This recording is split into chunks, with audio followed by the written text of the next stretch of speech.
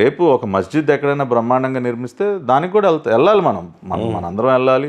ఒక చర్చ్ నిర్మాణం ఎక్కడైనా జరిగినా కూడా మనం దాన్ని స్వాగతించాలి.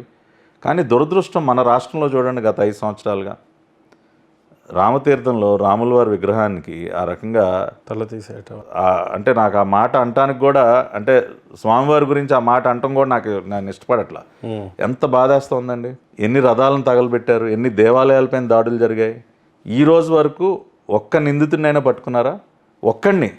ఇన్ని సంఘటనలు జరిగాయి కదా, ఒక్క అరెస్ట్. ఇదిగో ఇతను ఇటువంటి దుశ్చర్యకి పాల్పడినటువంటి వ్యక్తి ఇతను ఇదిగో ఈ రకంగా శిక్షించారు. కారణం ఏమై ఉండొచ్చు, ఒక్క నిందితుడిని కూడా పట్టుకోకపోవడం. అదే ఇప్పుడు ఇవాళ ఉన్నటువంటి ఈ ప్రభుత్వం, అంటే మిగతా అన్ని అవలక్షణాలతో పాటు ఈ ప్రభుత్వంలో జగన్మోహన్ రెడ్డి అనేక మతాల వారిని కూడా టార్గెట్ చేశాడు. ఇప్పుడు ఓకే, ఆయన క్రిస్టియన్ మతాన్ని అనుసరిస్తూ ఉన్నాడు, వీ రెస్పెక్ట్ హిమ్, మేము దాన్ని ఏం తప్పుపట్టట్లా.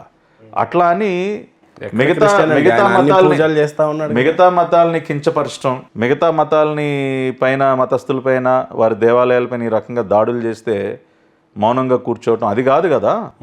ఆ రకంగా కూడా ఎంతమంది, నిన్న కాకినాడలో ఒక పురోహితుడి పైన జరిగినటువంటి దాడి ఎంత దుర్మార్గం అండి. ఒక పురోహితుడిని గుళ్ళోనే కొట్టేస్తారా? అంటే ఎన్ని భరిస్తారండి. అందుకనే ఈ సైకో పోవాలంటా ఉన్నారు. ఈయన ఈ పని చేయలేదు, ఇటువంటి ఈ పాడు పని చేయలేదని చెప్పడానికి ఒక్కట్లేదు, అన్నీ చేశాడు. పట్టాభిరామ్ వరకు దేవుడు ఉన్నాడని నమ్ముతాడా లేదా? నేను ఖచ్చితంగా నమ్ముతాను. వ్యక్తిగతం వరకు నేను ఖచ్చితంగా there is a force, there is a divine power which is running this entire universe అని నేను చాలా స్ట్రాంగ్గా బిలీవ్ చేస్తాను. నేను పొద్దున్నే లెగ్గానే దేవుడి మందిరంలోకి వెళ్తాను, పడుకునే ముందు దేవుడి మందిరంలోకి వెళ్తాను. ఖచ్చితంగా నాకు నమ్మకం ఉంది. మా కుటుంబంలో కూడా అది ఉంది ముందు నుంచి. మా నాయనమ్మ గారు వీళ్ళందరూ కూడా బాబా భక్తులు, బాగా పూజలు అవి చేయటం. నా భార్య కూడా, తను డివోషనలే. So our family strongly believes, though communist family అయినా కూడా, కమ్యూనిస్ట్ బ్యాక్గ్రౌండ్, ఇక్కడ ఒక వైరుధ్యం మీరు అడగొచ్చు.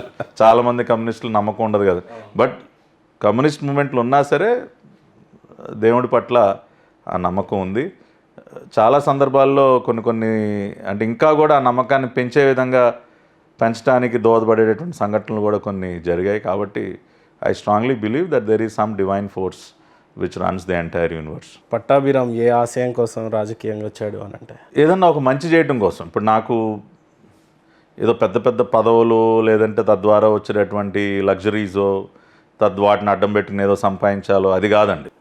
నాకు బిగ్గెస్ట్ మోటివేషన్ ఏంటంటే, when ever I use to go to my village when I was a child, మా మదర్ సైడ్ కానీ ఫాదర్ సైడ్ కానీ, ఆ విలేజర్స్ అందరూ కూడా, మీ తాతగారు ఇదిగో ఈ స్కూల్ ఇట్లా చేశారు, ఈ హాస్పిటల్ ఇలా చేశారు, ఊర్లో ఇట్లా మంచి పనులు చేశారు, మీ తాతగారు అంత గొప్పగా ఉండేవాళ్ళు, ఇవన్నీ మాకు చెప్తుంటే ఎంతో గర్వంగా ఫీల్ అయ్యేవాడిని. ప్లస్ మా నాయనమ్మ గారు, నేను చాలా పెద్ద వరకు కూడా షీ వాజ్ అలైవ్. ఆవిడ 80s వచ్చిన తర్వాత కూడా she use to do lot of service to the village. అట్లాగే అమ్మ సైడ్ కూడా. సో అవన్నీ చూసినప్పుడు ఏంటంటే, ఏదన్నా ఒక మంచి చేస్తే ప్రజలు ఎంతకాలం గుర్తుపెట్టుకుంటారు, ఎంత మంచిగా చెప్పుకుంటారు, ఎంత గౌరవాన్ని ఇస్తారు అన్నది that is my biggest motivation. So ఈరోజు ఐఎమ్ ఫీలింగ్ ఇట్. ఇప్పుడు 5 సంవత్సరాలు నేను చేసినటువంటి ఈ పోరాటం మంచి కోసం, ఇవాళ నేను ప్రపంచంలో ఏ దేశానికి వెళ్ళినా కూడా నాకు రేపు పదవులు వస్తాయా రావా అన్నది పక్కన పెడితే, the kind of respect I'm receiving, the kind of love, the kind of affection that I'm receiving wear ever I go, అది ఎంత సంతృప్తినిస్తుందంటే. ఓన్లీ టీడీపీ తమ్ములా అందరూ పార్టీకి సంబంధం లేనటువంటి వ్యక్తులు, ముఖ్యంగా పెద్దవాళ్ళు. నేను ఎయిర్పోర్ట్లో కానీ, లేదంటే ఏదైనా కంట్రీలో ల్యాండ్ అయినప్పుడు కానీ, యూఎస్లో కానీ, నేను లేకపోతే మిడిల్ ఈస్ట్కి వెళ్ళినప్పుడైనా, ఎటు వెళ్ళినా ఐ ట్రావెల్, ఎక్కడికి వెళ్ళినా కూడా వాళ్ళు ప్రేమగా వచ్చి మనతో మాట్లాడి మన బ్లెస్ చేయటం, అది చాలా అసలు ఎంత మోటివేషన్, ఒక కిక్ అనమాట. అది దానికి మించిన సాటిస్ఫాక్షన్ ఇంకోటి ఉండదు. రేపు మనకు పదవులు వచ్చాయా లేదా, పదవులు అనేవి శాశ్వతం కాదండి, they are temporary. But this love and affection and this respect you have earned is permanent in your life. No one can take it back. ఎవరు నీ దగ్గర నుంచి దూరం చేయలేరు అది.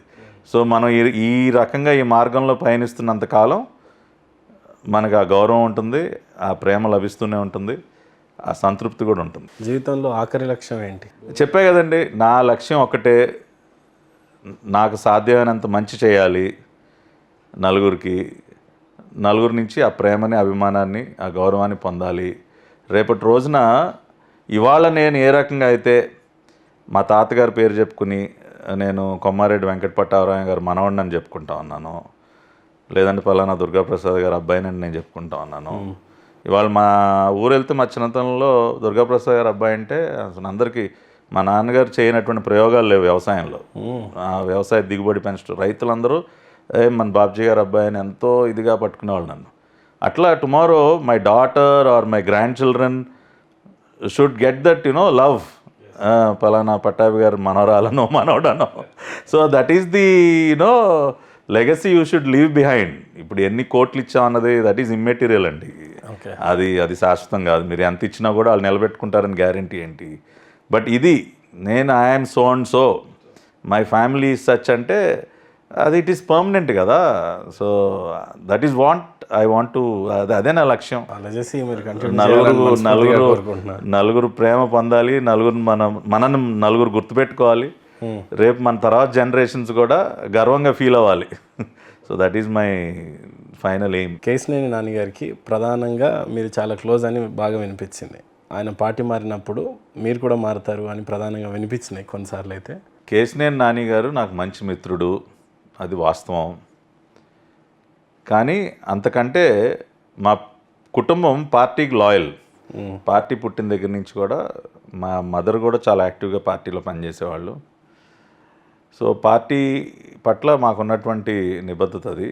సో ఆయన ఒక మార్గాన్ని ఎంచుకున్నారు. ఆయన ఆ రకంగా వెళ్ళటం కూడా కరెక్ట్ కాదని మేము అందరం కూడా అనుకున్నాము. But that is his choice. So he was my friend before but not anymore. ఒకసారి పార్టీకి అంత ద్రోహం చేసిన తర్వాత I don't treat him as a friend now. Friendship కన్నా పార్టీ ముఖ్యమా అంటే ఇవాళ ఉన్నటువంటి పరిస్థితుల్లో ఎస్ అండి.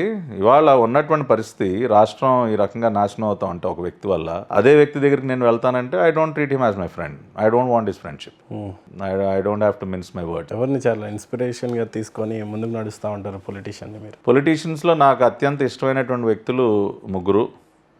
ఒకళ్ళు అన్న నందమూరి తారక రామారావు గారు, 2 అటల్ బిహారీ వాజ్పేయి గారు, 3 నారా చంద్రబాబు నాయుడు గారు. జీవితంలో బాగా భయపడి ఇంట్లో నుంచి కూడా బయటికి రాని సందర్భం ఏదైనా ఉందా? ఇప్పుడు వరకు లేదు, రాదు కూడా.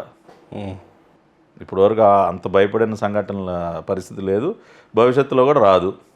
నేను అంత భయపడను. మీ ఏజ్ ఎంత sir? I was born in 78, లెక్కేసుకోండి. So I was born in 78. నేను ఆ నెంబర్ గుర్తు చేసుకోవడం నాకు అంత ఇష్టం ఉండదు. I treat my self young. So ఆ ఫిగర్ ఎందుకు?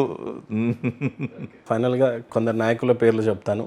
1 వర్డ్ ఏం గుర్తుకొస్తుందో ఆ నాయకుడి పట్ల మీరు చెప్పాలి. Chandrababu Naidu visionary, Rajasekhar Reddy charismatic, KCR both charismatic and కొంత డివిజివ్ కూడా. NT Rama Rao is a divine figure. Revanth Reddy aggressive, Jaganmohan Reddy crook, Narendra Modi his love for the nation, Amit Shah, loyalty, Nara Lokesh, dynamic, straightforward, NTR, is a great actor, Kodali Nani, casino, gutka, ఇవే గుర్తుకొస్తాయి అలాంటి వాళ్ళ గురించి. Vallabhaneni Vamsi is not a character, is unfit to be defined also.